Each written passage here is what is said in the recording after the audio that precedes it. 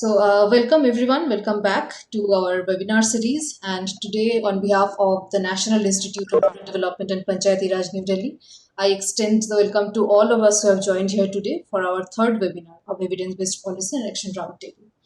Today, we shall be talking about the narratives of public spending in low and middle income countries. It's an exciting event of mutual learning and sharing of evidence and knowledge between research and policy experts and enthusiasts across disciplines. We are pleased to have with us Dr. Jenny Nguyen from University College London, Professor David Hall and Dr. Vera Weghmann from Public Services International Research Unit, University of Greenwich, UK, Professor Jyoti Satyapalan, NIRD PR, and Dr. Dipa Sinha, Ambedkar University, Delhi. We extend our gratitude to Professor Jyoti Satyapalan for agreeing to chair the webinar as our Director General, Dr. G. Narendra Kumar, is busy in another meeting. We also welcome all the invited experts for the consultation, our esteemed audience, including my colleagues, scholars, enthusiasts, and functionaries of rural development and beloved students. Our discussion today will be on the approaches to development in low and middle income countries, which have a complex history of public policy and development trajectory. Our speakers will engage in a discussion to understand the change and continuity of these policies, how or whether the complex history of approaches to public spending can be theorized, and what can be learned from the evidence and experiences. Before I invite our Honorable Chair, let me introduce Professor Jyoti Satyapalan to all of you. Professor Jyotish is an environmental and applied economist and is currently the head of School of Rural Livelihood and Infrastructure and Center for Wage Employment. He has been part of the IPBES Global and Regional Assessment of Biodiversity and Ecosystem Services for Asia and the Pacific team. He has also been a coordinator for economic viability of small-scale fisheries project in global partnership for small-scale fisheries at Memorial University of Newfoundland, Canada. Professor Jyotish has worked extensively on the dynamics of aquatic value chains, examining various constraints and possibilities of trade between India and Europe as a guest researcher at Center for Maritime Research in Amsterdam. His team has been engaged in an intensive evaluation study of India's Mahatma Gandhi National Rural Employment Guarantee Scheme with the Ministry of Rural Development, Government of India. I request Professor Jyotish to address the participants and formally start the webinar. Sir, the mic is over to you. Thank you, Dr. Ruchira. Let me first of all express my sincere thanks to you for inviting me to this important webinar. I welcome all the eminent professors from different organizations, Dr. Jenny, Dr. David, Dr. Vera, and Dr. Dipa to this webinar. And I request Dr. Ruchira to call these, the presenters in the order. You may take that responsibility, calling that and maintaining the time. And because I'm also a presenter to this one. At the end of it, I would like to conclude it and take the responsibility of the chair. So it's over to you. Once again, I welcome everybody, all participants to this important seminar. Thank you very much. Over to Ruchira. Thank you, sir. Thank you so much. Let me now move on to the subject of interest. I would like to invite our guest speakers to share their narratives of public spending. Our webinar owes its title to the project of our invited research team from the UK. We are honored to have with us Professor David Hall, Dr. Nguyen, and Dr. Vera Weghmann, who will share their research finding with us. Right. Before I invite them, let me introduce them to you. Dr. Nguyen is a research fellow in mission-oriented innovation policy at Institute of Innovation and Public Purposes at University College London. She is currently investigating industrial policies and the role of the state in public services and agencies. Her research forms part of the research agenda for Mission-Oriented Innovation Network in the US. She is the co-principal investigator of the Open Society Foundation funded research on narratives of public spending in low and middle income countries, focusing on understanding global, regional, and national narratives around public service budgets and provision. She has published several reports for Public Services International on COVID-19's impact on public systems and has engaged in energy outlook research in Europe, Latin America, and Southeast Asia.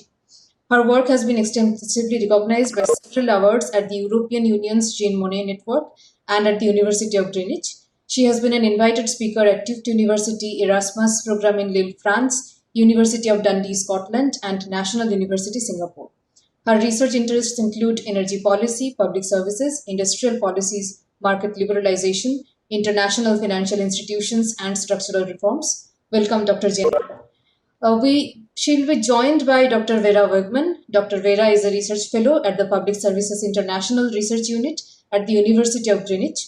Her research is focused on public services, in particular privatization, remunicipalization, renationalization, public sector financing, and public sector reforms. While her research covers a wide range of public services across the world, she has focused on waste management and the circular economy, energy policy, and the just transition, as well as public transport. Her regional focuses has been Europe and Africa. Dr. Vera is also a member of the Center for Research in Employment and Work at the University of Greenwich.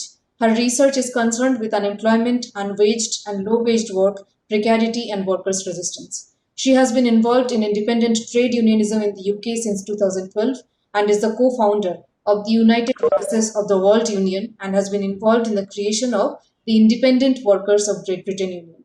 Warm welcome to Dr. Vera.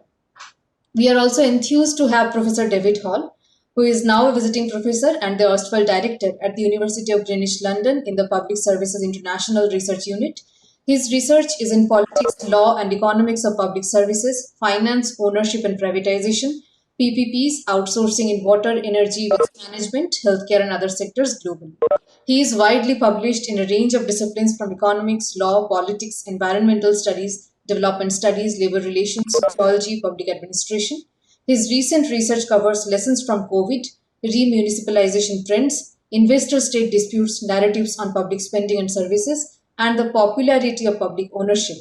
His long career is decorated by a guest lecturership at the World Bank Infrastructure Division and invitations to address the United Nations Department of Economic and Social Affairs, the OECD, UNCTAD, ILO, the European Parliament, EU Economic and Social Committee, and DFID in the UK, and many other events of global policy significance. He has worked with social movements and trade unions internationally and has contributed to civil society and trade union meetings in over 50 countries on all continents, including the World Congress of Consumer International, meetings of the Asian European People's Forum, Public Services International, European Public Services Union. He has led numerous projects of multiple disciplines, including the prestigious Watertime Project, which is an EU-funded project on decision-making on water in 29 cities in Europe, a project on corruption funded by Wallace Global Foundation, and on public-private partnership funded by the European Commission. Many welcome to Professor Hall. For sharing the experiences and rights perspective from India, we have Professor Jyotish Satyapalan from NIRT PR and Dr. Dipa Sinha from School of Liberal Studies, Ambedkar University, Delhi. Dr. Dipa Sinha is an assistant professor of economics at Ambedkar University, New Delhi, India. She studied at Jawaharlal Nehru University, Delhi, and School of Oriental and African Studies, that is SOAS, in University of London, UK, with a British Chevening Open Social Science Award. She has worked in Andhra Pradesh on a project mobilizing community for better maternal and child health and nutrition, supported by a fellowship from the MacArthur Foundation through Cooperation Council. She was later affiliated with the Office of Commissioners to the Supreme Court on the Right to Vote and has been part of several research and implementation projects with the Center for Equity Studies and Public Health Resource Network in India. She has been also part of high-level panel of experts for preparing the report on food systems and nutrition in Committee on World Food Security. Dr. Sinha is involved in issues related to public health, nutrition, and right to food as a researcher and also as an activist. Welcome, Dr. Deepa. I would now request Jenny to take over the presentation because she'll be presenting the research as a team, and the mic is now over to you. You may either share your screen or let us know if you want us to share it from you. Good morning, everyone from London. I would like to thank Dr. Ruchira for inviting us and coordinating this really wonderful webinar. And also, I would really be excited to present our work and listen to the comments, and also for the presentation from Professor Satyapalan and Dr. Shia. So to start with the work today, sure, thank you. So what we're trying to do today is we having 3 researchers from these projects, and I would like to just first to have a shout out and also to thanks to my colleagues in this project. So our projects actually started from December 2020 and it ended by July 2021. We are really honored to have such a wonderful multi-disciplinary team, and also we work across different regions that actually helped us to enrich the knowledge and also experience from all of these research teams. So today we're having Professor David Hall, we have Professor Esteban Castro, myself, Dr. Vera, Ahsan Adam, Dr. Kyla Sankei, and Satoko Kishimoto. So these are all the 7 people in our research team. So today we only have 3 people, but if you actually think that, if there is any part of the research that you're interested in and try to explore, you could actually contact us afterwards, and we can direct that to the person who's responsible for the part of the research. Thank you. For our research team part today, we're having about 45 minutes, so it's really difficult for us to kind of try to talk about every single details about all the 8 papers that we've been working together for the last 7 months. What we decided to do is to, first of all, just to give you sort of introductions about the research project itself, give you a bit of like the overview of what we work on. And then Dr. Vera Weghmann is going to talk about the dominant and alternative narratives. Myself will take over the part on the narrative shift in the COVID-19 era, and then it will end with Professor David Hall to talk about the new popular economic planning for public services and development, focusing on Biden's job plan and the lessons for New Delhi. So to talk about our research project, as I said before, this research actually took off. We started from like December 2020 when we assembled the team where we decided that it could actually help us to provide a landscape analysis of existing narratives and historical development of all the global, regionals, and also local narratives about public spending, services, and provision. And I think it's sort of set in a very perfect timing, because as we all know that the economic role of public spending, services, and production grows as the economy itself as a whole grows. And there's a lot of theoretical and empirical literature increasingly show that public sector spending in general and expenditures on public services, including education, healthcare, public infrastructure in particular, contribute positively to economic growth and sustained development. And this is actually they all have more significant effects, especially in low to middle income countries. So this is sort of what we call the investment expenditure made by the state-owned agencies and government bodies are often considered as productive expenditures that will yield long-run effect. So what we are trying to do after providing this landscape is that we're going to identify the countries whose current political and economic conditions provide opportunities for supporting narratives change, which are positive for public spending, services, and production. How do we identify these countries? Is that we're trying to find out per region. We focus on Africa, Asia, and Latin America, but for per regions, we identify 1 to 3 countries that could offer opportunity for this positive change in narratives, that have ability to influence the norms, the narratives in the regions, and also have social labor movements with some capacity. And we have identified several places that include Ghana, Vietnam, Mexico, Armenia, and New Delhi. And a part of our research also discussed the narrative change made by different actors, including IFIs, international organizations, during and after COVID-19, and how narratives changes in response to climate change emergency. So I would like to introduce Dr. Vera Weghmann to talk about dominant and alternative narratives. Hello, everybody. It's really nice to meet you all.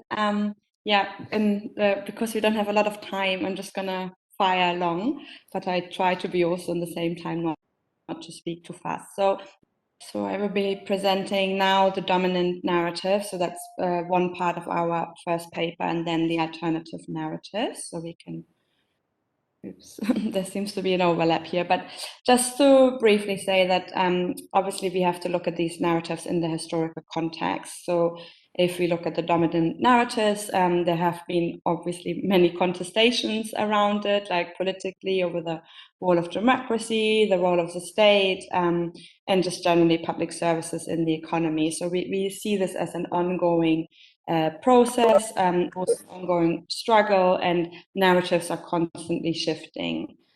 However, we can see that over a long period of time that public spending has actually increased in relation to the GDP.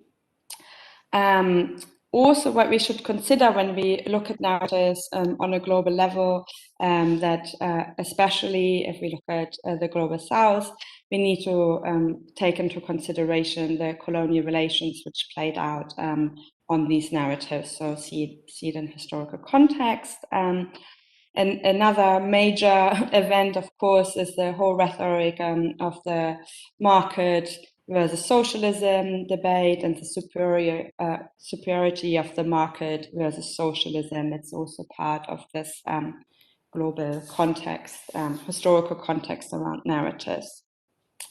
We do see then, of course, the whole structural adjustment programs by the IFIs, very big push for privatization, and this is still an ongoing process. So that's a very brief a sum up of like historical context to global narratives. So what we see in terms of alternative narratives, again, a part of a global struggle around narratives very much shifting. What we do see is that civil society organizations campaigned for human rights successfully, which also influenced the UN organizations. We see like that there have been shifts in certain sectors. And we can again see that this has also influenced global institutions like the UN, less so an impact on the IFIs. We talk a little bit more about that. I don't want to spend too much time on the historical context, so please go to the next slide.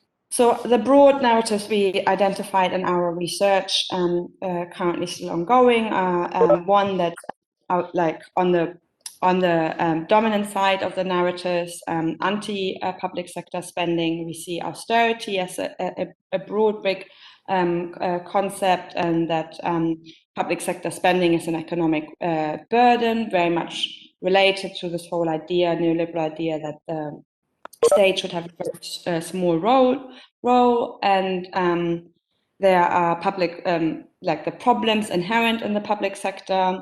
And on the opposite, there are big virtues in the private sector, and that the private sector is always more efficient and better. And basically, then the whole idea of TINA, there is no alternative to neoliberalism, essentially.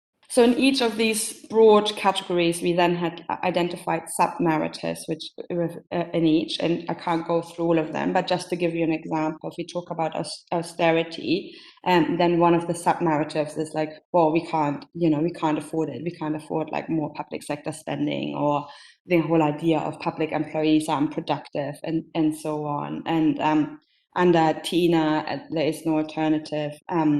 A sub-narrative would be, well, socialism and the planning has failed, and so on. So next slide, please. So then we identified broad alternative narratives. I should also maybe have outlined in the beginning that obviously these are broad global narratives, and they change from context to context.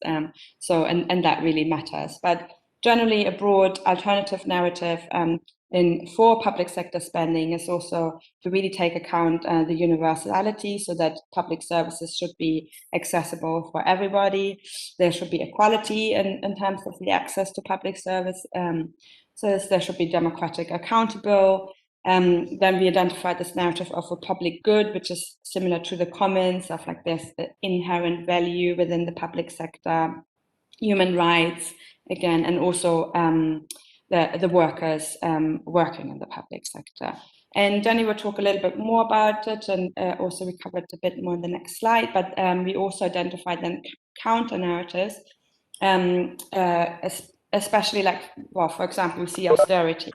A counter narrative would be more taxing more the corporations and more stimulus in the public sector.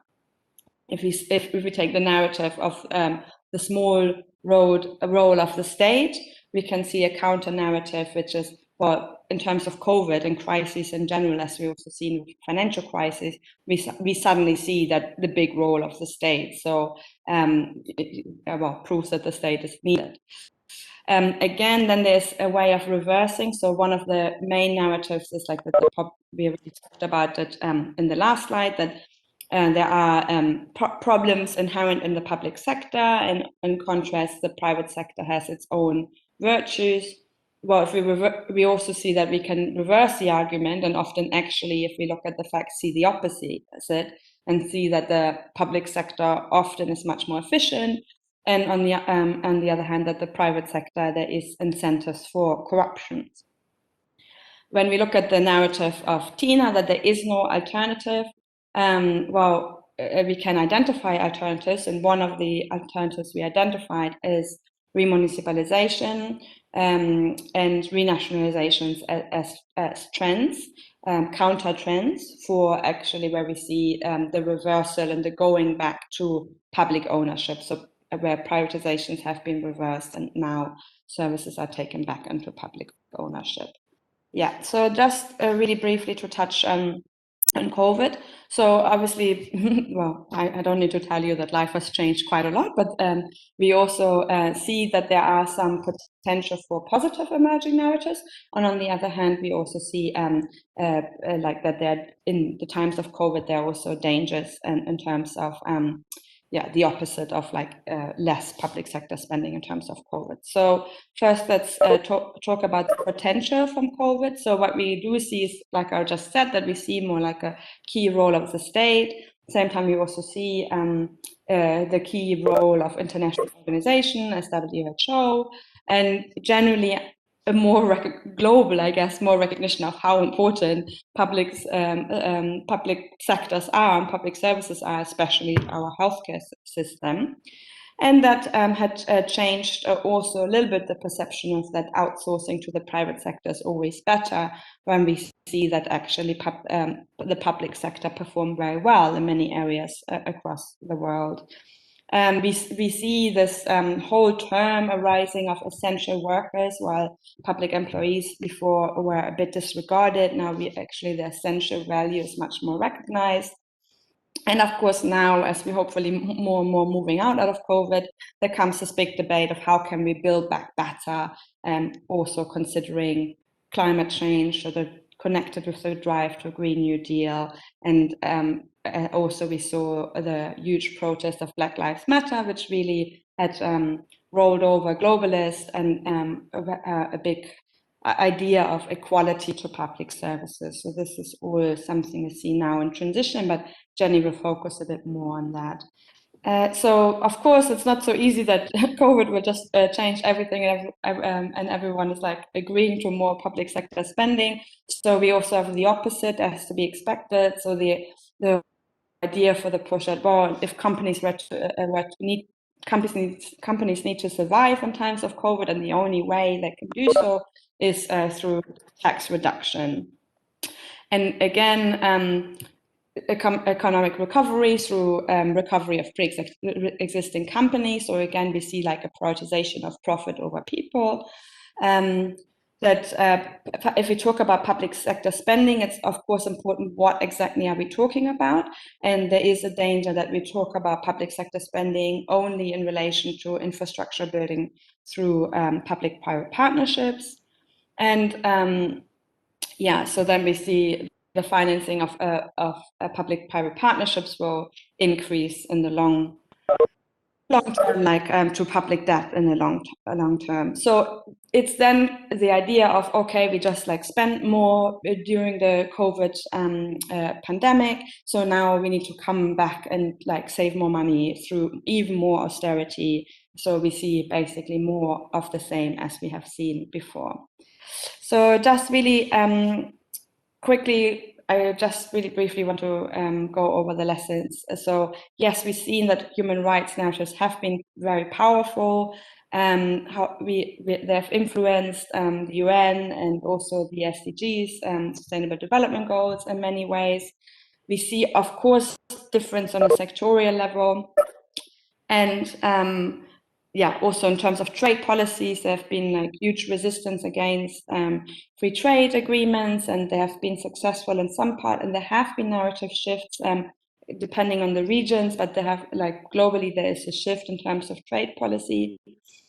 Where we don't see a lot of shift apart from maybe in the rhetoric, but then in the nitty-gritty we don't see it as with the IFIs. So I just want to now, because we don't want to go back and forth between the speakers, I will give you a very brief insight into 2 case studies. I know that you're more interested in Ghana or Africa, so I will be really brief on Armenia. What's interesting about Armenia is that it has been a country which, you know, has been shaped a lot by war, also coming out of the Soviet Union, but it's one of the showcases of neoliberalism. Like, they really rolled out very fast a lot of economic reforms, and in a rapid speed.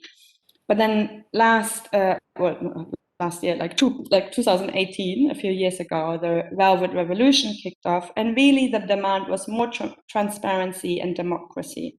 The neoliberal ideas are still very, very prominent in Armenia, and this has not changed with the Velvet Revolution either. So there's still a commitment to the market. However, what happened is that there have been a lot of remunicipalizations and reversal of privatization, because the public realized that more privatization is related to more corruption, and basically the idea to overturn privatizations and go back to public sector service provision was only done because they wanted the market, but they realized the market is more corrupt, and therefore the public sector seems to be the better alternative. And I have 2 minutes left, so I go for Africa and Ghana, my two minutes. So just, obviously, you know, we don't want to like generalize too much, and Africa is a big diverse continent with many, many differences, and that should be really highlighted. However, we do see that with the structural reforms from the IMF, we saw like massive reforms towards privatization and like the idea of reducing the state. However, what we see recently, there have been pockets where privatization has been reversed, and there has been an increased involvement of government financing and public services. And the drivers behind this have been really diverse. So Ghana is a very interesting country because in Africa, because it has been really the poster child of neoliberalism and political stability. So it has always been hyped by the international financial institutions. It has a very vibrant social movement and NGOs landscape. And now, like, Ghana moved away, or like for some time already moved away from like in terms of education, of a more free market model, and promised free education for every child. And it has been a very big success story. And it's interesting now that also in the recent elections, across all parties, there was a consensus on that education needs to be free, and there's therefore like a huge pressure on the government. I stop here with this example. I hope it's some food for thought, and hand over because I just did my 15 minutes. But I look forward to our discussion. So back to you, Jenny. So for my, I'll try to kind of talk about 2 parts within 2 papers within our research, especially focusing on the narrative shift and the role of IFIs so international financial institutions in the COVID-19 era. As I just put down in the chat, like if you have time, if you're interested, we have a full report including the case studies and the sort of like an international and international and regional analysis. Please contact the research team, and we'll be really happy to share with you and also receive your comments. So this is a sort of a framework that we're using to actually trying to understand how different, how narrative changes. So we know that narratives always have sort of like a background, all the historical and political economy settings that that's why, when we talk about dominance or alternative narratives, we have to bear in mind that it's sort of like a compilations of what's going on around the world. But for different countries, different situations, there always exist a sort of like different actors that could be hostile to public spendings, or it could be actors who pro-public spendings, and these are sort of a contesting forces will actually so the balance of these, this is action and these contesting narratives will decide what is the final policies relating to public spendings. So COVID-19's actually, so this whole pandemic has exposed the inequalities in access to public health and social services, and the extreme vulnerability for populations created by it. So it sort of create a shock, right, to different nations, to the whole world, and it has brought to light the role of public sector in leading societies through crisis.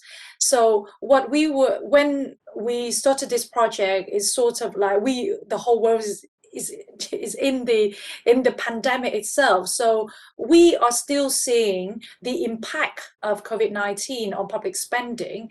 However, we haven't got out of it. So this is sort of like our findings, sort of an interim finding so far. So as I said before, COVID-19 kind of creates opportunities for a narrative shift. We understand that the state plays a really important role, and we see that across different countries, whether public spending used to be kind of took the key stage before the pandemic, or in countries where, especially in many developing countries, where they face debt crisis and they had to reduce the public spending on services. But we see that this COVID-19's already sort of COVID-19's already kind of put the state in in a very crucial role, and what they had to do is to not just kind of take away the public spending, but actually to focus on the important role of the public health policy, the public health system, and also the other fundamental services to support the whole society when all the other economic activities had to stall. And what we realized that there's a need for properly funded and nationalized services in countries like the UK, where we know that the NHS has all been the pride of the whole United Kingdom. But for many years before COVID-19, there's a strong cut, right, a really severe cut in the public spending on health. Now the government actually kind of turn around and say that this is very important, and they are also discussing about increasing tax to fund the expansions and also maintenance of the NHS. But we also need to see that there's opportunities for the government to pay better attention on poor pay and condition of public sector workers, attentions to unpaid household work of women who have been badly affected by this pandemic.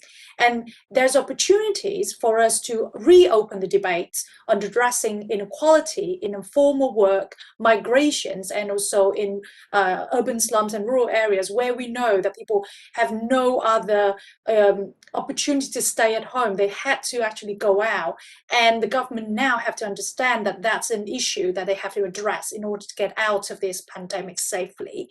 And what I'm going to focus on later is actually the role of international financial institutions, because they have been trying to seize this opportunity to re-establish themselves, to be so relevant during the pandemic in giving out different COVID debt relief packages, more fiscal support, and also capital provision to developing countries in particular.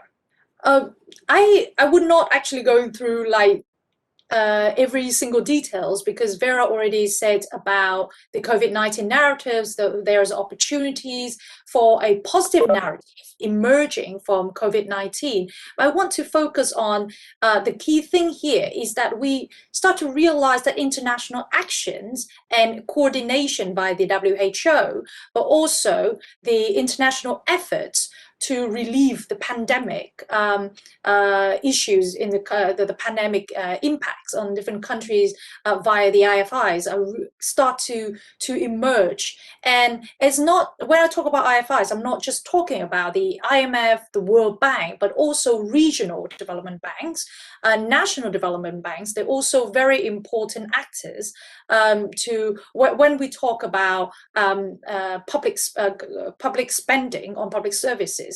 The reason is, as Vera already pointed out, is that there's sort of a contesting narratives here about the how much the government, how much of the role the government should play in public services, isn't it? And many countries say, well, we have to cut down spending on public services and let the private sector take over.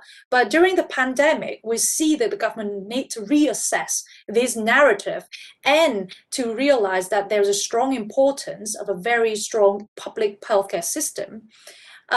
We also see that there's a need and opportunity to build back better. So it's sort of like a resistance to go back to the pre-crisis narratives that we cannot afford this sort of, system, a supporting system. We need to actually think of an alternative. Maybe it's completely a rethink of how public services will need to be funded. However, there's still hostile narratives that are arising from this pandemic, is that how different countries now, when they have an increasing debt, how are they going to repay in the post-COVID area? Are we going to go back to the tax reduction sort of idea? And also the ideas about economic recovery that many countries already start to think, and so many different academics are trying to provide the advice, is that we need to we need to build the economy based on pre-existing companies. So rely on private sector's finance. So these are all some of the sort of contesting narratives here during COVID-19. So it's not just positive narratives, but it also still exists other hostile narratives as well. So I would like to just talk about the World Bank and IMF first, because when we talk about international financial institutions, the most popular one, also the strongest one in terms of impact, and influence of idea influence would come from these two institutions. And I think that we all see that IMF and World Bank have tried to address this via different pronouncements about how important their roles are, and the packages to support different countries, especially developing countries, in the road to economic recovery. The IMF itself has said that the pandemic has confirmed the merits of equal access to basic services, and therefore they would expect that coming out of this pandemic, better performance in the areas of healthcare, education, infrastructure in general would enhance resilience to the pandemic. And what we can see is that even in the most recent report by the IMF in April 2021, that says that they also recommend prioritizing investment in education, healthcare, early childhood development, all of those to strengthen social safety nets and meet the sustainable development goals. The World Bank itself also have a program they call the Green, Resilient and Inclusive Development GREED, that actually, this is sort of what they call a post-COVID recovery package that will provide a sort of a general, broader framework for government interventions and to mobilize private sector capital to step in where the public sector has limited resources. Yeah, so I just want to kind of go very fast forward as I say about the IMF. The IMF managing director say that she call for a response like no other. So since this pandemic was announced back in the beginning of 2020, IMF has made really far-reaching pronouncements. One of that was actually saying that the austerity was officially buried, and even though that those are really bold statements coming from the IMF, but the lots of the programs, especially like the debt relief on loan repayments for lower income members, that actually is pretty tiny. It's roughly about $500 million. But actually, well, the IMF also, beside that, IMF issue like emergency loans to via the rapid credit facility for lowest income members, and also other financing instruments without the usual conditionalities. Then we know that the conditionalities, the common conditionalities set by the IMF often involves kind of reducing the role of the state, more kind of on the austerity side. And even though the IMF stated that it's ready to offer up to like $1 trillion in financial assistance, very few countries have taken up these. And so far we only see, for example, Cameroon, Cote d'Ivoire, Ethiopia, and Senegal have applied for the loan roughly up to about $50 billion. Because I think it's sort of the fear from this country is that it's not just about the conditionalities, but it's also about surveillance that comes with IMF loan. And they are a little bit fearful of the harmful effect of market ratings if they keep applying for this sort of credit. And also maybe they don't want to kind of raise the high debt burdens that could potentially restrain the policy response in the post-COVID era. And it is worth noting that IMF support for stimulus spending does not apply equally to all the countries. And we know that most of the measures that we have stated before only apply to a small number of countries. And for most emerging most emerging and low-income economies, IMF still generally promote fiscal consolidation as a main strategy for recovery. So what I can see here is that the IMF, on the one hand, they're saying that we kind of really support you as a countries to coming out of this, and we know the important public services spending. On the other hand, what is attached to all of these loans, all of these packages still haven't changed much. Just quickly, because I already touched base on the World Bank and their green, resilient, inclusive development frameworks called the GRID that they introduced in March 2021. I just want to say that the World Bank also kind of follows suit with what the IMF is also promoting. It's sort of the narrative that we're going to be able to rebuild better. So they also stepped in and think this is an opportunity for a change in narrative, or at least that's what we are hoping for. The World Bank outlined an immediate policy response organized around the three themes like relief, restructuring, and resilient recoveries, focusing on the 4 pillars like saving lives, protecting the poor and the vulnerable, and ensuring sustainable business growth, and strengthening policy and institutions. So one way we can see one result, like immediate results we can see out of this, is that we expect that the World Bank do not only provide debt relief, or do not just provide like immediate financial packages to the low-income countries, but we want to see the World Bank's changing the way they talk about their conditionalities and reforms.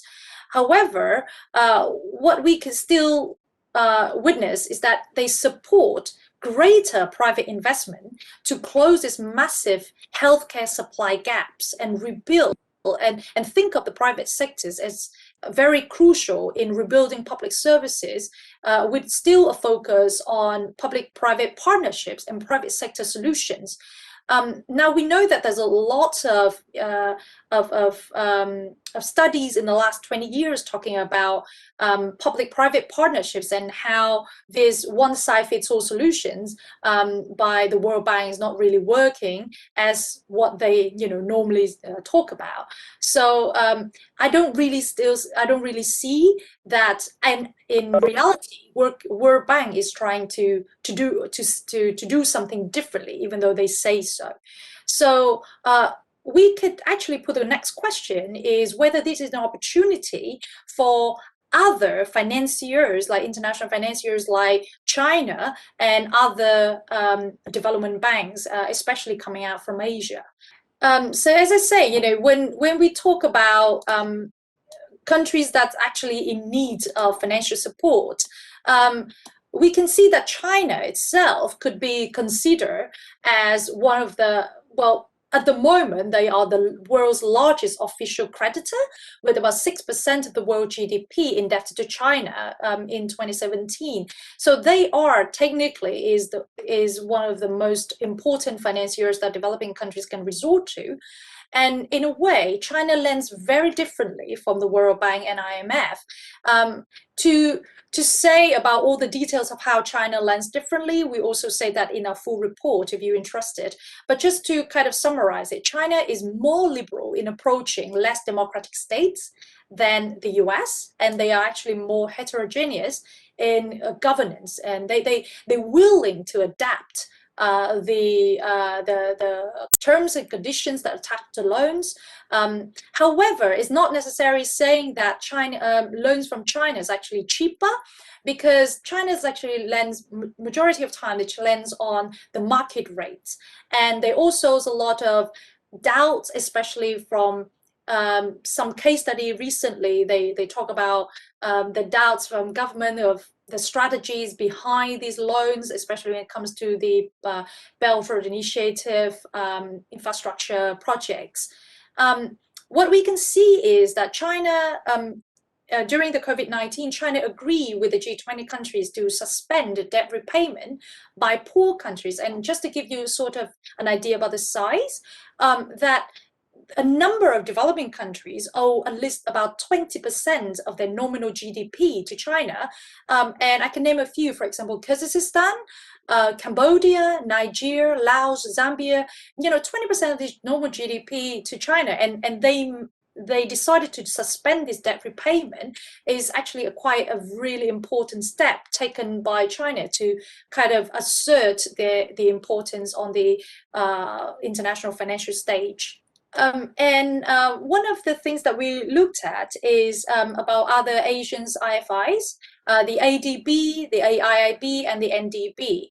And we've looked at how these international financial institutions lend and what are their COVID actions. And we found out that that actually these IFIs, they do not lend with attached conditionalities as much as the IFIs and the World Bank, not in the way of a hostile narratives. They're more focused on sort of collaborating with the World Bank in terms of providing the monetary support, but also they want to kind of just focus on the ability to repay these loans instead of actually saying that these governments will need to reform the countries or any kind of relevant sector or go back to fiscal consolidations.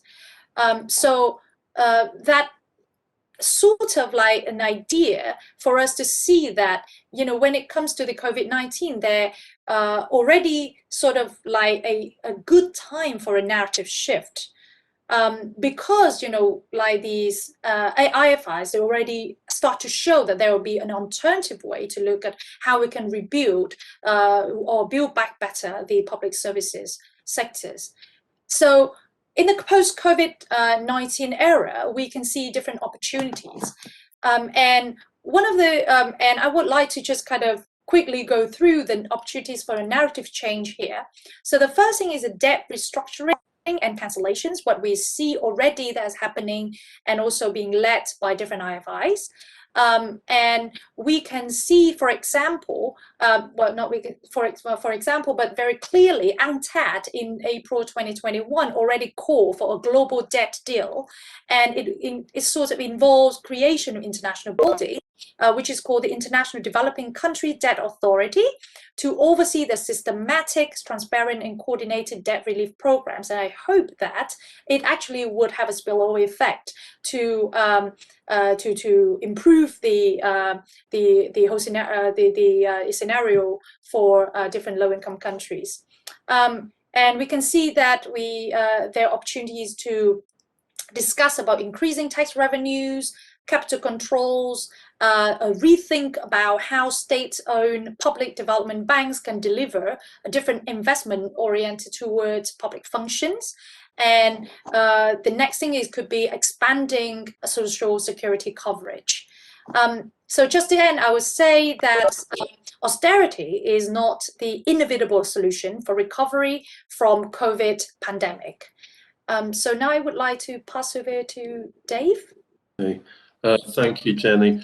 Okay, first I just want to say I'm really pleased and grateful for you setting up this webinar, and for reasons which I'll touch on. I'm very much looking forward to hearing more about the MTN-Rega, which is very relevant, I think, to the narratives change issue. What I'm going to talk about is firstly Biden's American jobs plan, and then secondly about what's happening in New Delhi. And I suppose you cannot ask questions about why on earth am I talking about either of these. Firstly, because the USA isn't a lower middle income country, at least not yet. And secondly, because most of you obviously know far more about New Delhi than I do. But what I want to talk about is the way the narratives that are being used and the political role of the policies in relation to public spending and public services in both places represent significant changes from what's happened for the last 30 years, mostly all over the world, and these are very important changes simply because of the size and significance of both places. What happens in America matters not just to America, but because, as Vera was presenting and showing, what America says and thinks has a big influence on what is thought of as an acceptable alternative in the rest of the world. So, firstly then, to talk about the American Jobs Plan, which was published at the end of March 2021 by President Biden. It presented an investment program of over $3 trillion, and it was followed by a further program the next month, the American Families Program, with yet more public spending and investment in education and childcare and labour conditions. It's been very positively received by the public, being 2-to-1 polls in favour of it, which contrasts with the very narrow electoral victory of Biden himself over Trump. So this is very, very significant in itself, that this is widely popular approach to policy. And it's significant for the rest of the world because of the break and because it's happening in the USA. So what are the distinctive and important features of the AJP? It's a very large-scale government economic plan for infrastructure and public services, and it's framed on the basis of achieving a number of very explicit public goods objectives, public missions, as Jenny was describing them, in terms of objectives for public services, for employment, for equality, for social care, for green economy, and it's framed in terms of class and race and gender, and most repeatedly in terms of strengthening the income of workers through actively pursuing higher wages and actively supporting greater unionization. And you can see just from reading out those that list of objectives, what a change this is from the mainstream narratives. And so what's important about the AJP isn't simply that it's a Keynesian macroeconomic reflationary program. In fact, arguably, it's not particularly reflationary in Keynesian terms because there's very little public borrowing involved, but because it's a public plan using economic resources to deliver public objectives, and that's what's different. So I've set out there at the bottom what I think are the 5 main headings, the 5 main ways in which the AJP is very different from what we've been experiencing previously. Firstly is the key role for planning and for public sector missions. This is about the state planning and delivering major advances and unashamedly doing so. And I'll say more about that in a moment. Secondly, as I've already touched on, a wide range of public missions. These are political objectives that are at the core of what's being done. And so what is being done is different because of these objectives and on a different scale because of these objectives.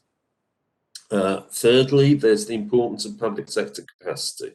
The capacity of regional, state, regional, city and local authorities to deliver these services and this infrastructure is an important part of the program. The federal government's going to be training and building this capacity, so it's rebuilding the public sector. Again, a difference from what we've seen in recent decades. Fourthly, public finance is right at the center of it. This is not involve public borrowing in the traditional sense at all, and the plan itself provided no role whatsoever for PPPs. This is the biggest infrastructure plan ever announced, and there's no role for PPPs. They have been fighting back over this, of course, and there may yet be some, but the entire program was based on public finance through simple increased taxation on corporate profits and high incomes. Finally, the central commitment to full employment, higher wages and unionisation of workers. So those 5 key headings, and I think all of them are actually quite dramatically different. So the key role for planning, which has been scorned as a failed Soviet approach for ever since the Soviet Union collapsed and before that. But the AJP is quite unashamed of being a plan. It repeatedly says, this is a plan, this is the president's plan. And it's a historical national mission. It's a state building, nation building plan. And the lifted a quote there, like great projects of the past, the president's plan will unify and mobilize the country to meet the great challenges of our time. This is classic statement of the role of the state as a strategic and directing actor in the social and economic future of the country. Then, as I've said, it's based on a wide range of public missions and a very wide range. There's both the infrastructure targets, including universal broadband provision. There's the climate change targets, including building in actively creating a climate workforce, renewable energy targets, public transit, and the development of social care policies. This is part of infrastructure according to the AJP plans. More public health care, which is needed in the USA rather badly, even affordable public housing, racial and gender equality. Repeatedly, the AJP refers to the racial inequalities experienced in the USA and how the AJP will actively aim to correct those. And so, for example, the social care program highlights not only the racial inequalities, but the gender inequalities, the terrible paying conditions of women working in social care in the USA, and pledges to reverse that. And as I've said, full employment, higher wages, stronger unionisation. This gets extended further in the American Families Plan. Public sector capacity I've talked about. Federal government will support state, local and tribal governments delivering these projects through world-class training, technical assistance and procurement best practices. It doesn't have a strong dimension for direct labour, the American Jobs Plan, but it's at least neutral on it. And in relation to one or two specific areas, including broadband, it says it will actively prioritise municipal provision of broadband schemes.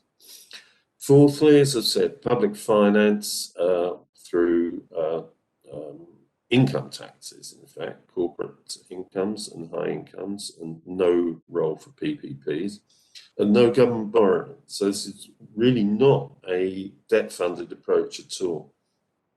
And that's one of the things that makes this of global interest, because I think the structure of the program is remarkably replicable in a whole range of other countries. That the lack of debt finance means that there is a strong possibility of doing this. The scale of the program is huge in numerical terms, but it works out at about 1% of GDP per year, which in Chinese terms, for example, is not huge. And for any country in the world, I think, if you set out a program to deliver these kinds of objectives by using 1% of GDP per year over 8 years, well, this is not an extreme unachievable level. And finally, on the full employment, high wages, unionisation, I draw your attention to the quote at the bottom there, where Biden said, "My sole measure of economic success is how working families are doing, whether they have jobs that deliver dignity." Well, this is part of the equality dimension. That means we have to focus on wages like we used to. When it comes to the economy we're building, rising wages aren't a bug, they're a feature. And he delivered on that immediately after publishing the plan. He issued an order increasing the minimum wage required of government contractors by 50%. So a very concrete delivery of that objective, and wanting to get to full employment. So these are the core narratives there.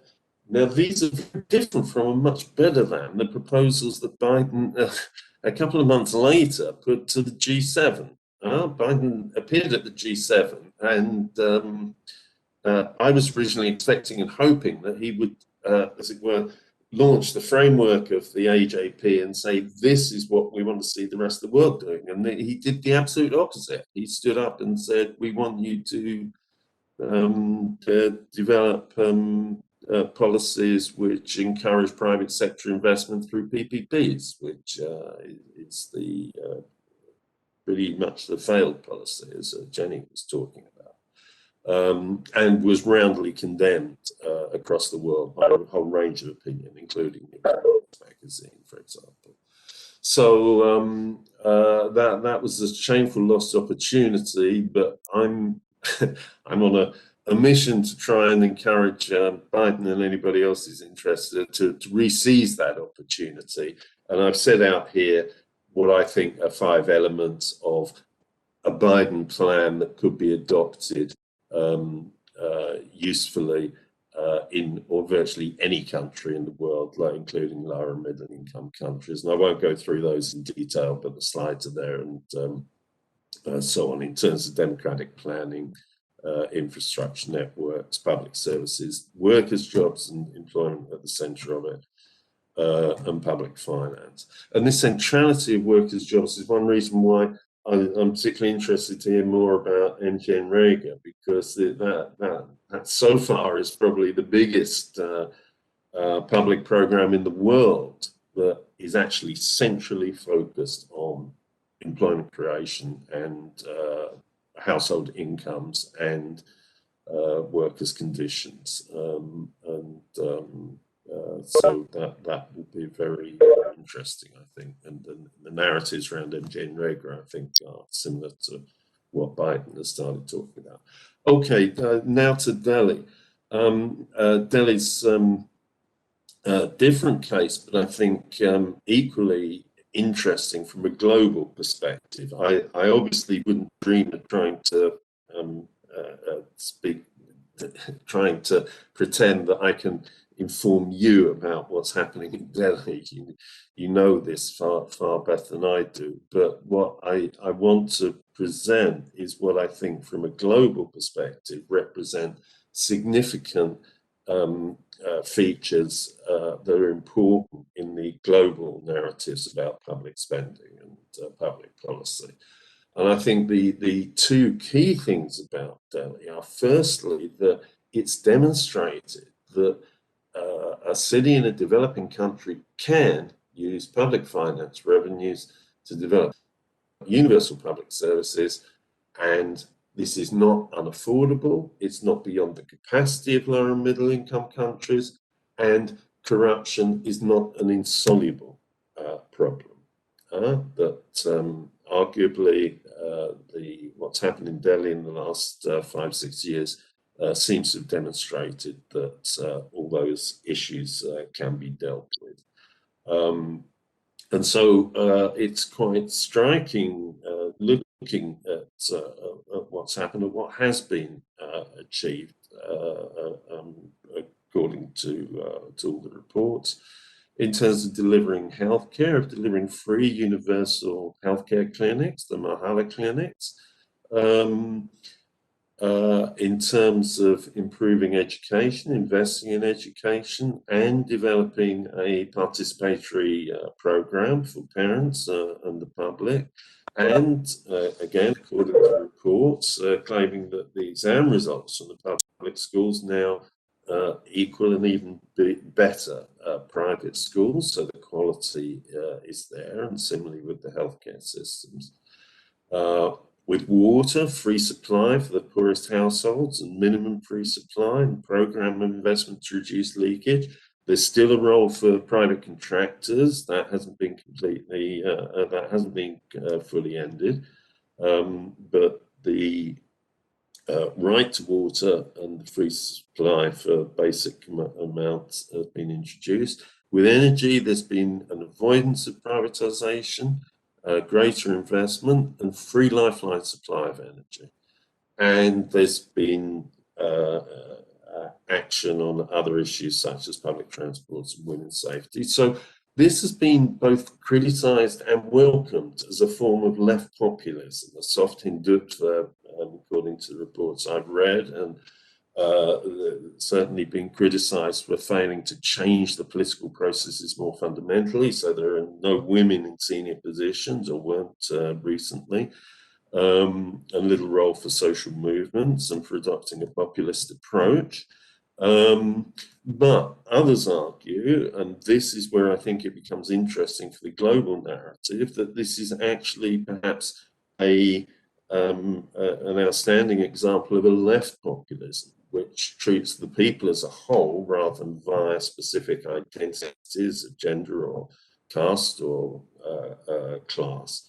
And that, as with the USA, this is the other great link, it clearly has great electoral potential in terms of public popularity. I mean, the election results, the first time that Kejriwal was elected, were striking enough, but to be re-elected a second time on a similar scale, where the narratives of public services themselves were clearly an important part of the election process, is, I think, a very significant aspect of the issue of how narratives on public services and spending are developed. So I think it's as important an example for the rest of the world as the USA. So thank you very much. Thank you so much, Professor Hall. Thank you, Jenny, and thank you, Dr. Vera, for the presentation. It's extremely interesting, and so many questions, and we hope that we have time to interact. But since the time is running out, I would not waste any time to interaction now. We will keep it after all the presenters have presented what they have to say, and we will have a combined introduction at the end. So without further delay, I would like to invite Professor Jyoti Satyapalan, who will be sharing the experiences of Indian REGA in India. Thank you very much. In fact, I'm not trying to explain different narratives from India, but rather I would like to look into one single program and over a period of time, what happened to this program in terms of trend in public spending. That's my idea of this presentation, rather going into different narratives of public spending. This is a single program picked up from the rural development programs. There are many flagship programs in India, but somewhat the Mahatma Gandhi National Rural Employment Guarantee Program is a different program. That's the one reason it is picked up. And this is a statutory program. That's what we have to remember. Why this statutory program appeared in India? We know that since beginning of Indian independence, our policy is to a top-down approach on social spending and employment generation. It is a more top-down approach. And all of a sudden, India has taken a deviation from bottoms-up approach. And there's no limit in funding. That was for public action. That was the main message this particular program is giving. And the main objective of this program is to augment the livelihood of the people. So that is what it is written in the act that we passed in 2006. The preamble of the act, if you see, that is what it's written, augment the livelihood of the people. And it must be a bottoms-up approach. It must be more inclusive in nature. It should also strengthen the decentralized governance system in this country. That is a narrative you see as a backstory of this act, actually. So how we are handling these different pillars of this act while implementing it, what happened over a period of time, what kind of trend we see over a period of time in terms of all these four pillars. Are we satisfying, in terms of all these pillars? That's the whole idea. The narration one can, try to see within a program. So I just want to say that I said that it's a bottoms-up approach. It starts from the labor budgeting process. So the Act says that you should start from the grassroots level, the Gram Sabhas, the Panchayati level, and it goes upward. That's what the Act says. So it's called the labor budgeting process, and you move upward to districts and states, and finally you reach to the central government, and then you decide how much money you need for the public spending purpose. It's not decided first and it's going towards the bottom side. So it's also more integrative planning because the quality of life, ecology, biodiversity, there are many concerns under this program. So it's more integrative planning. There's a monitoring system, and also worksite management. Labor dignity must be respected because it is for the unskilled manual labor, and their dignity must be respected. And there are certain clauses and sections in this act dealing with the labor dignity. And then I said that the labor augmentation, the livelihood augmentation is the main thing, but just providing few employment to the people will not be enough to augment the livelihood of the people. So you need to create sufficient assets that you should get a return out of it in future. There must be a flow of income from this. That is the whole idea of this assets creation and assets creation and return from. So you need quality assets, whether we created quality of assets and what kind of assets we are creating. These are all big questions under this program. And also the transparency, accountability has to be ensured. There are different mechanisms under this act to improve the transparency and accountability from bottoms to the top of the bureaucracy. Social audit is one way of addressing this. And also we introduced internal audit these days to improve this one. Now let us see what kind of trend over a period of time you see in India as far as this program is concerned. I'll just use some figures and some maps for these presentations. So the size of the program, if you see that it is implemented across all districts, 714 districts. And today, 14.56 crores of people, 49.3% of the total workers, it's involved in this program.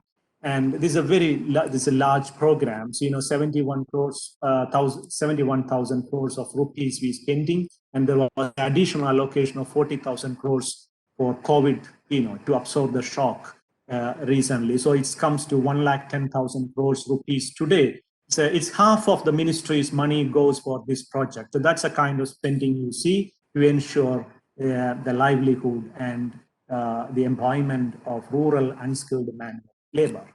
So this is some trend. I'm skipping some few things. I would also like this earlier presenters were much more interested on the COVID scenarios and all. I thought I should touch this one. After the COVID, the spending has improved across all Indian states. This is, I put it, the all Indian states in the horizontal axis. The green lines, you can see that was the COVID period. The spending has much more during this COVID period across India. This is from government data. So the spending was also quite high. It could absorb, some of the shocks that they got it, economic shock or social shock that we faced during that period using the public spending. So that's very important, I think, in this context. And this is the last 3 years trend in that way.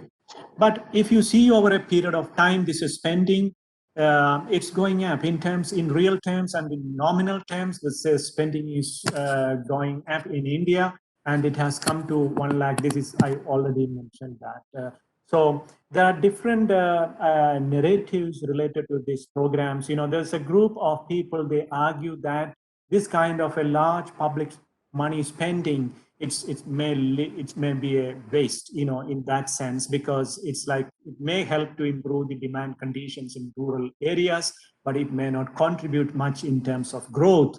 In that it may be put into some form of a good investment and get a larger growth in the economy. It may help the GDP's growth. But as from the social safety net point of view and redistribution point of view, over a period of time, the spending was quite high, and it's reaching. So if we could take the prosperity to every pocket, every nook and corner of this country, the country's prosperity through this programming method.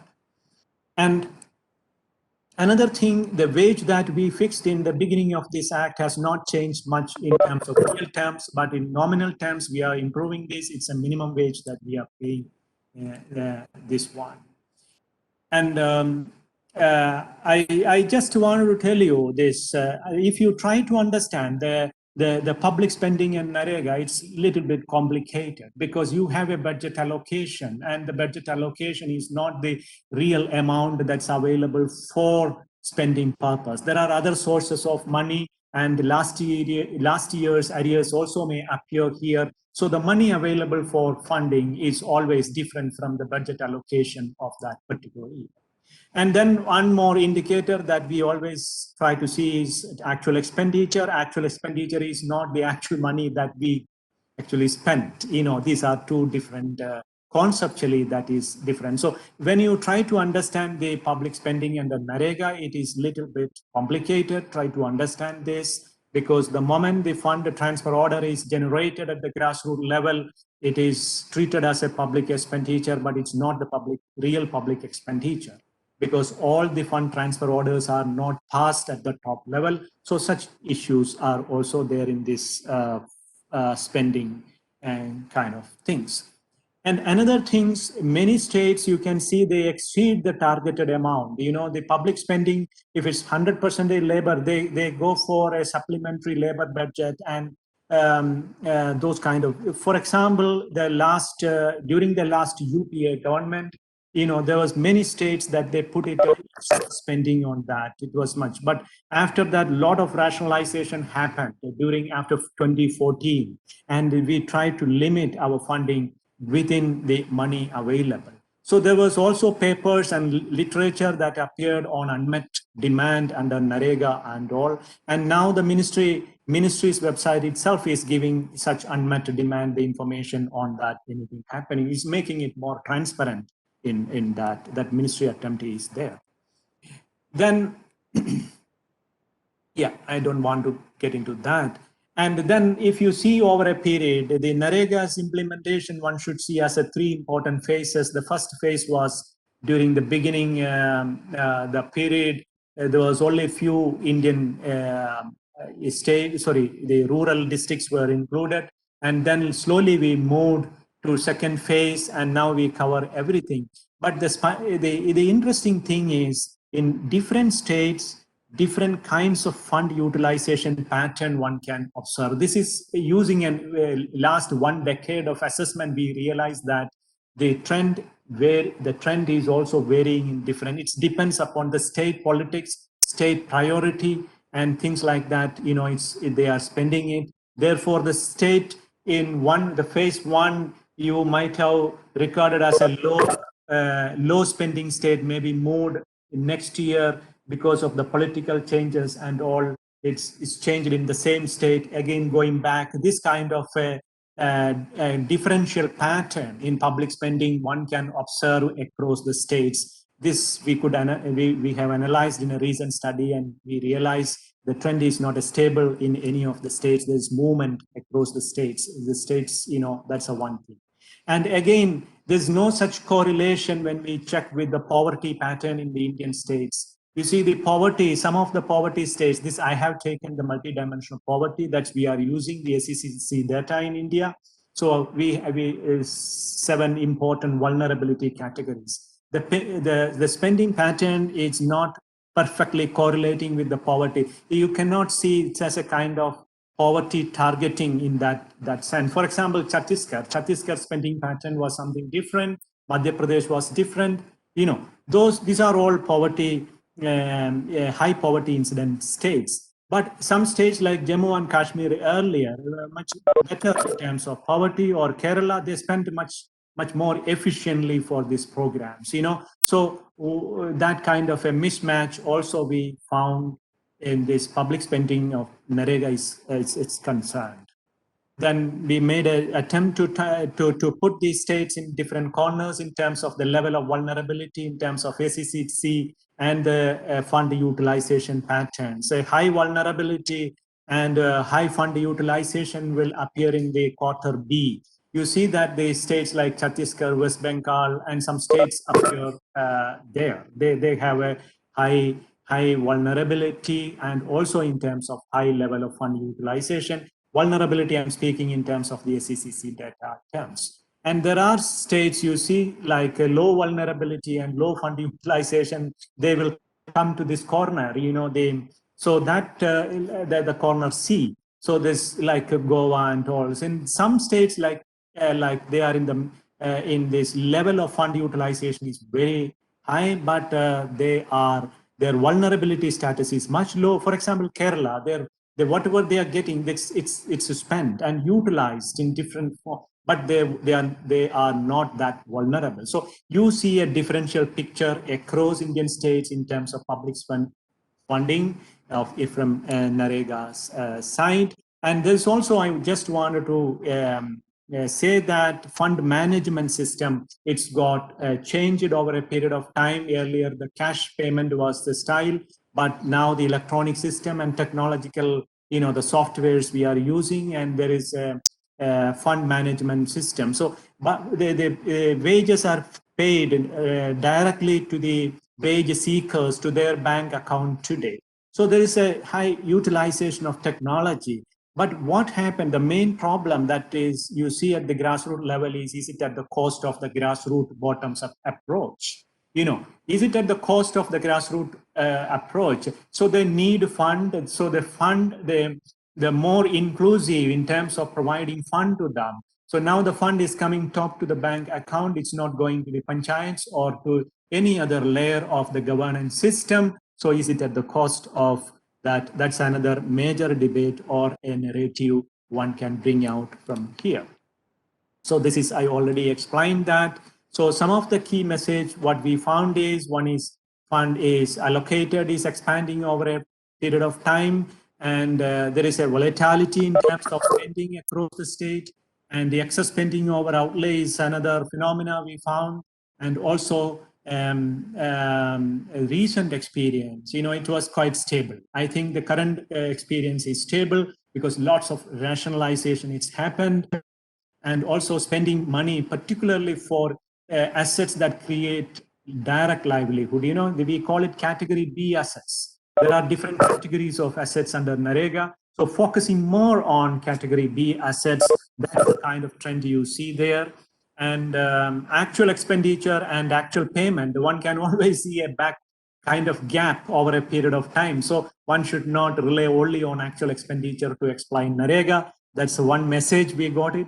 And then differential, unbalanced picture across Indian states. There is no such pattern you will see in NREGA as far as public spending is concerned.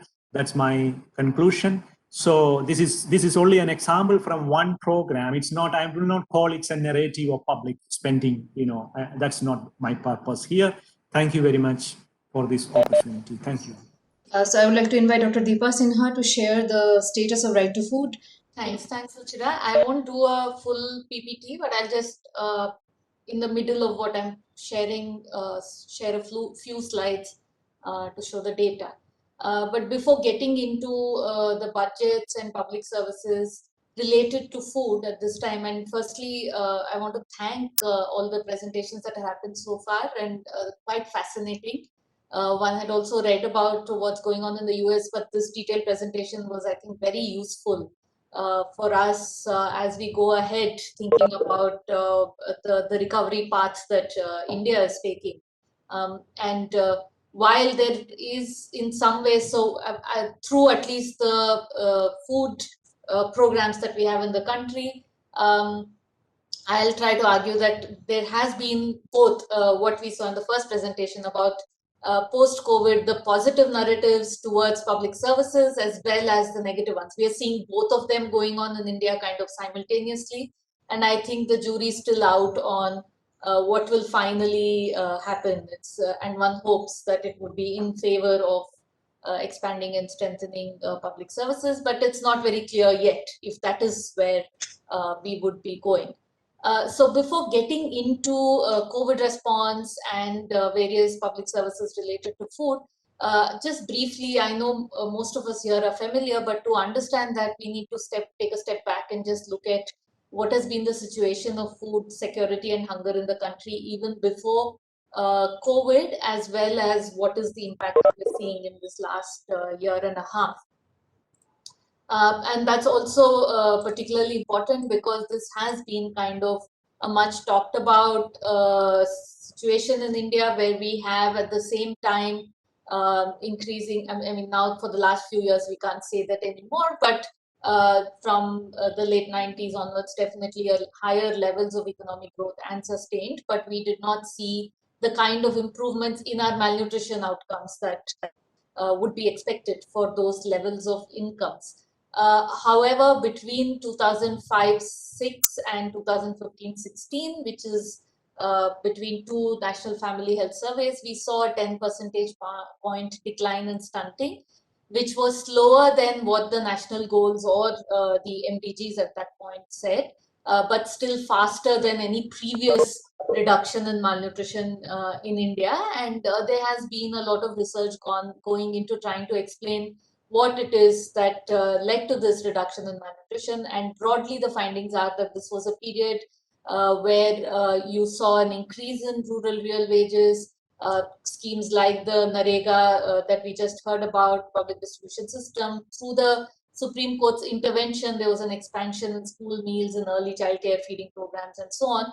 And that is probably a combination of all of this that contributed to this decline in stunting in the country. But even before COVID happened, there was this concern that this direction of improvement in malnutrition that we were seeing seemed to be stalled after 2016, mainly because of multiple things that happened, starting with the national demonetization, which clearly had an impact on informal sector workers much more than the rest of the economy, and which ultimately showed in our growth figures also kind of stagnating and even slowing down post 2016. And it's also the fact that that inequality has been increasing. All of this now, we have a lot of data from across the board telling us that growth slowed down after 2016, that inequality has increased, that rural wages stopped growing in real terms, and that all of this, for those of us working on the ground also, even though we did not have nationally representative data, we could see that the kind of improvements we were seeing in malnutrition seemed to be kind of slowing down, at least in some parts of the country. We have some evidence of this happening now from the National Family Health Survey 5 data, which has come out for only 22 states because the survey could not be completed because of COVID. So they put the data out for up to between November 2019 and February 2020, the states for which they collected the data, they put it out towards the end of 2020, and that data very clearly shows, so we don't have one national number, but for these 22 states, we can see that in 14 states, the prevalence of stunting actually went up in this 5-year period between 2015 to 19. In the other states, there is some improvement, but it's not very fast. So we don't know overall what the average will come out to be, but what is still definitely a cause of concern is stunting going up even in the states that it is going up, because stunting is an indicator of chronic malnutrition. It is not something that is because of immediate few months events or so on. So that's something which is, and it's very rarely seen anywhere in the world, that stunting prevalence actually increases. And that is something we had. So that is the context in which COVID came in India. And again, something that we're all familiar with, that the first response to the pandemic in the country was a stringent national lockdown. At a time when we were still not sure about, of course, most of the world was not, but even in India, the spread of the infection was, at least when the national lockdown was announced, fairly limited to few geographical areas. And therefore, when the lockdown was announced, the primary concern for most people was not so much COVID, but one of livelihood and just confusion of what this would mean. And the lockdown was quite stringent. And because I live in Delhi, and through this period, because of the travel restrictions, I've been mostly doing whatever primary work in Delhi. And your presentation mentioned Delhi. I'll try give my examples also from Delhi. So like in Delhi, what we saw, Delhi, a city which has a huge migrant population. It is a city really built by migrants. Massive chaos after the national lockdown. And we found that immediately one of the primary reasons why there was so much concern and people wanted to go back was to do with the situation of housing, which is that most people did not have, I mean, they lived on rent. In the semi-legal kind of housing situations, but where they were paying rent and not earning an income meant that they would not be able to pay rent.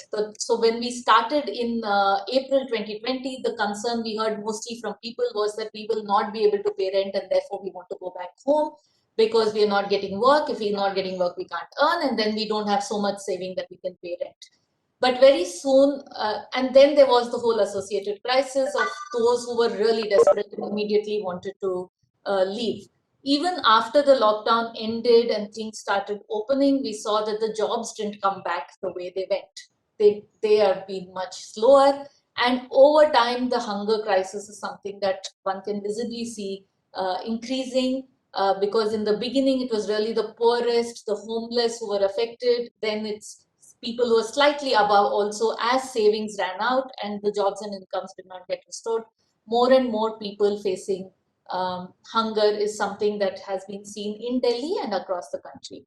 On this, again, we have a number of surveys now. The Azim Premji University has a web page on their website where they put together all these primary surveys and their findings, and broadly across them, across these surveys, it's seen that even towards the end of 2020, that's about 6 months after the national lockdown ended, in most of these surveys, about 2/3 of the people say that their food security levels have been negatively affected post-COVID.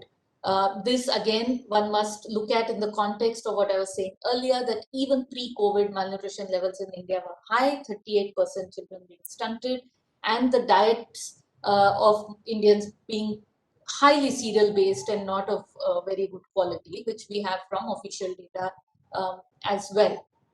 So it's in this context, one did think, so I'm still before the second wave came about, already initially just looking at the kind of distress there was, and also looking at the fact that in the initial months, the private hospitals just shut shop. They also did not respond. So it was very clear that whatever inadequate response there was, but the response was only coming from the government. Although we do think that it was not sufficient enough in scale, but it was the government hospitals that people could go to. It was the public distribution system which was distributing subsidized and even free food grains for people who had these ration cards. It was in a state like Delhi, at least till July, where most schools, government schools, were converted into community kitchens, and 2 cooked meals a day was available for anybody who went and queued up. And you saw, we don't have again the numbers, but we saw that there were long queues and people really survived on this cooked meals that was given in these school kitchens, along with whatever, many did not have the cards, but those who had the cards were getting the rations. It was also a time where Delhi government again was one of the most sensitive governments, where they realized that there was this large set of people who did not have ration cards. So they started an e-coupon scheme where people could register online with their uploading their photographs and UID, and they would get free rations as well. And 70 lakh people in Delhi, 70 lakh is 7 million. 7 million people in Delhi in last June signed up for free rations through this e-coupon scheme of Delhi government, saying that they are hungry, they need free rations, they're willing to queue up for many hours to get these, and they do not have a ration card. So this is over and above the 4.5 million people in Delhi who have ration cards and who were already getting these. Delhi government started off thinking that they would get about 2 million, 20 lakh applications, but then they extended that to 5. Then ultimately what they got was about 7 million applications, and that's the amount of food that they distributed, food grains, over and above the cooked meals, which again tells us about the scale of the problem. But all of this was short term. The free rations ended in November. The additional rations for migrant workers ended in August. The community kitchens shut down. There was a whole discussion around the recovery, whether it is V-shaped or K-shaped, basically that we are moving on. And then, of course, the second wave happened in April, and we saw that the second wave was far more disastrous. This time we did not have a national lockdown, but again, the spread of the infection was much greater, including especially in Delhi again, where one saw total collapse of the health system in the Delhi city. Of course, there was pressure on Delhi's health system from neighboring states also, which are much poorer and don't have much of a health system. But in the second round, we saw that already people were in debt. People had come back from their villages looking for work, eating less than before, and now they even had COVID happening. Also, most of the volunteers and NGO workers were also sick during this period. And many of the government officials, most of the departments were also falling ill. So the kind of response we saw in the previous year of the school kitchens and so on, actually in the second round, they were much slower to come. The curfews were announced, but the free food was available in fewer schools. The extended ration, which I said was 7 million last year, this year they said 2 million, this is what we can do. So it was actually less of a response than last time. Last time the Delhi government had set up a hunger committee, which coordinated action between government of Delhi and civil society organizations in identifying hunger pockets, distributing food. This time, none of that happened.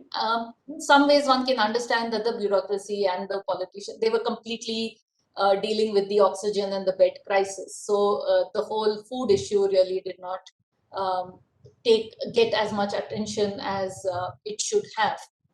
So that's broadly kind of what the lay of the land in terms of what happened and what we did have as response to the crisis, the economic crisis that COVID created last year and this year. Therefore, primarily was in the form of the Rural Employment Guarantee scheme that we've just heard of, but that is only in rural areas. In urban areas where there's been a lot of disruption, we had the public distribution system, giving subsidized grains plus some free food grains to those who had cards. And there have been certain cash transfer programs, such as 5,000 rupees for construction workers. So these are all one-time kind of payments. 5,000 rupees for taxi drivers in Delhi. Various states have made various cash transfers, not very significant amounts. Last year, the central government put 1,500 rupees into bank accounts of women who had their accounts opened under a financial inclusion scheme. So these have been useful, but they've been really one time, one single kind of transfer that sort of took place to this. But when we look at the, this, like I said in the beginning, also did, one felt that this was an opportunity to really bring attention to this entire welfare schemes that India has. We have a long history of welfare programs, and while they helped, the fault lines were also visible. You could see where they were failing. It was both positive and negative in that sense. So, for example, all these surveys that I mentioned, as in Premji University, Hunger Watch by Right to Food campaign, the Dalberg consultancy survey, multiple surveys, they show that those who had ration cards, they did get those free rations. So there was no, really, the leakages don't seem to have been very high there. If a person managed to be in the beneficiary list before COVID happened, they got that benefit. And the outreach of the food transfers was much larger than the outreach of the cash transfers. This is something that all the surveys show quite clearly. And for me, then, that the lesson from that also is that it is the existing programs and systems that we had which really helped. Trying to create new forms of transfer in the middle of the pandemic crisis did not have the kind of impact that the older programs, like the PDS or the NREGA or the school meals or the under 6 ICDS program, while schools and these early child centers were closed, we had home delivery of dry rations. Some places we had cooked meal being distributed where children could take them home and eat. So these are things which, they were not perfect. There were issues with how much coverage how much, I mean, there were people left out. For instance, in PDS, we see that about PDS was the best public distribution system. About 85% of the people across these surveys who had a ration card got the rations. But the school meals in the ICDS is a lower proportion. It's about 50-55% who say that they got the school meals and so on. But in terms of looking at what direction it's going at, and that's the data I would like to just quickly share, is if we look at, we've had one budget post-pandemic, which was on, the budget speech was on February 1st, 2021. So it was just before the second wave, but it was after the second wave and after the lockdown, and we knew that there was a crisis. And just to look at those budgets to see the food budgets, to see are they really increasing? Do they show that they would be in greater kind of priority? Just give me a minute, I'm just sharing this.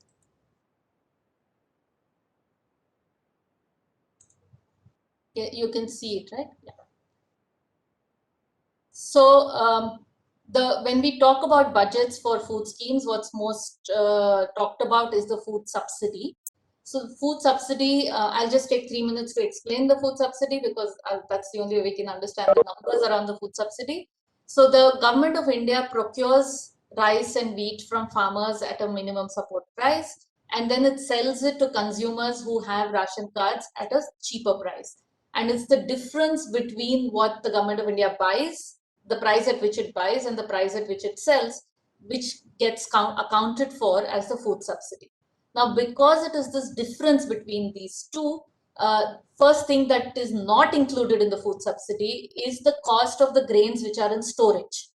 And if we look at the data over this pandemic period, India has had record grains in storage. Currently, as of this month, we have over 100 million tons of rice and wheat in the Food Corporation of India's storage.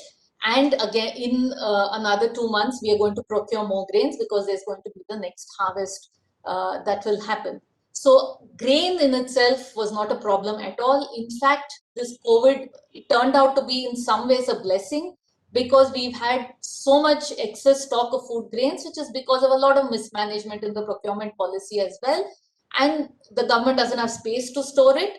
This was a way to actually also get rid of excess stocks by giving people who had carts double. So normally they get 5 kilos per head. Through COVID, they've been getting 10 kilos per head with a kind of, it was not done for a few months before the second wave, but it restarted again after the second wave. So if we look at this food subsidy as a proportion of GDP, 2013 is when the National Food Security Act was passed. But we had the public distribution system even before. If you look at this dark, the maroon kind of line, that is what the budget documents show. So again, we have a difference between what the budget documents show and what is really happening. What is really happening is the orange line, and this difference is because for these 4 years from 2015-16, what the government of India has been doing is that continuing the public distribution system scheme, but not reflecting it in the budget documents, but actually getting the Food Corporation of India to take a loan from basically taking public debt. I'm sorry to go into this detail, that's why this whole figure is so confused, but it's basically the orange line is taking into account the loan, the real spending. If they showed it in the budget, this is the real spending. Even the real spending is not so much higher after the National Food Security Act. It is still around 1 to 1.5% of the GDP. It's only last year, 2020-21, we see this spike, which is understandable. Like I said, it's almost double the amount of food grain that was given, and that too normally people pay about 3 rupees for a kilo of rice. For the COVID relief package part, it was completely free. So the subsidy is even higher. So we do see an increase in subsidy in the COVID year as far as food subsidy is concerned. But the trick here is twofold. One is, of course, extra grain was given, but this dotted line is what reflects the reality. What the budget documents also include is what they did was to take this COVID as an opportunity to repay all the previous loans and to clean the books. So they said, COVID, we are spending much more. And I think this was seen as a year where it was okay to not meet the fiscal deficit targets. So about 1% of the fiscal deficit was gone in paying the previous year's loans outstanding to the Food Corporation of India. But basically, without going now too much into this detail, the point that I'm making in this is that the food subsidy over the last many years post National Food Security Act did not really spike the way it's talked about. It still remained around 1 to 1.1% of the GDP. Last year, it went up to about 1.5% of the GDP because of the additional grains given under COVID, which again, one had to do something about these grains. Like I said, we're still sitting on top of 100 million tons, and the government really doesn't know what to do with it.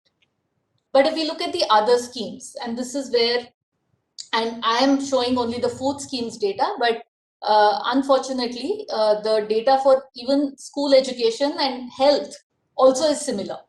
This is 2021-22 allocations. One would have expected that COVID had not ended.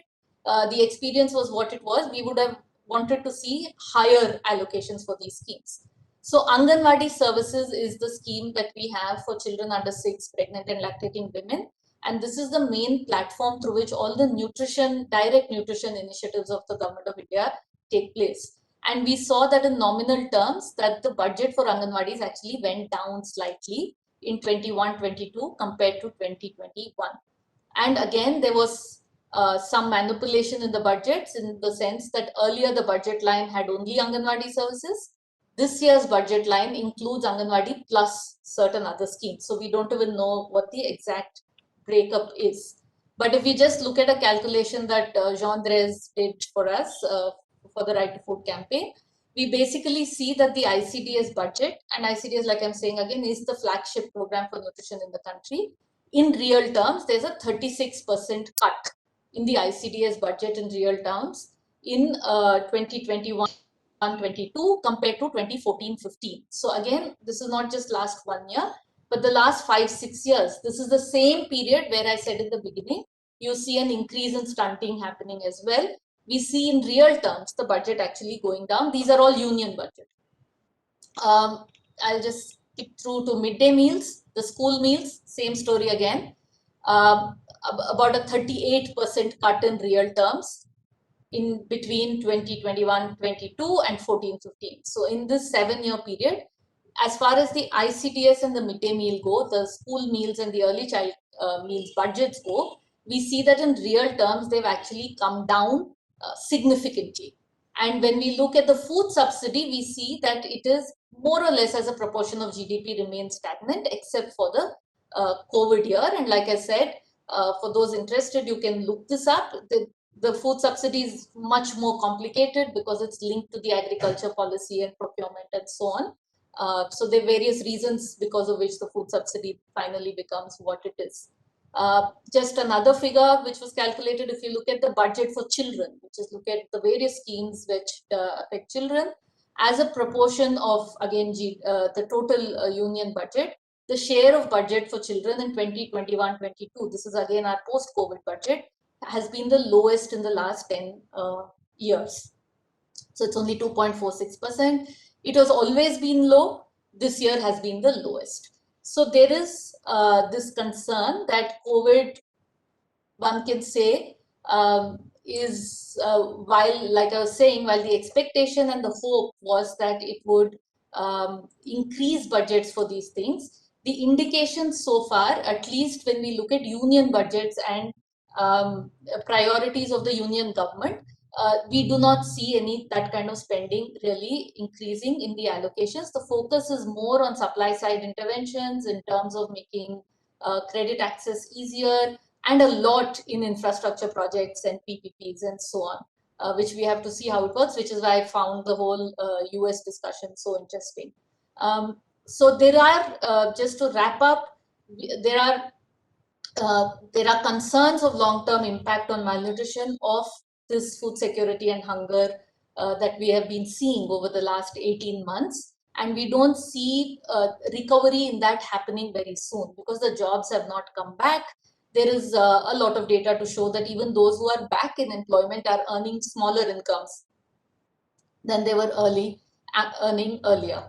The other issue, which again is not something that COVID created, but COVID seems to have amplified, is the whole issue of inequality, which COVID also has affected people very unequally. Like we're seeing, the stock markets are doing well, the profit shares have actually gone up in this 1 year.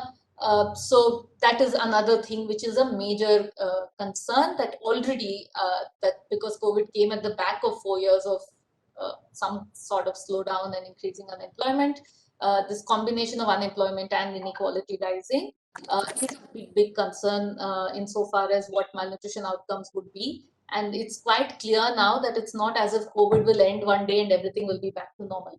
I mean, as somebody who's been looking at these public programs to improve nutrition, it's very clear that it's not just they need to be much more done to make up for this COVID period, because there has been a lot of disruption in services as well. So it's not just the household income and food security that has gone down, but growth monitoring has not happened. Identification of severe malnutrition has not happened.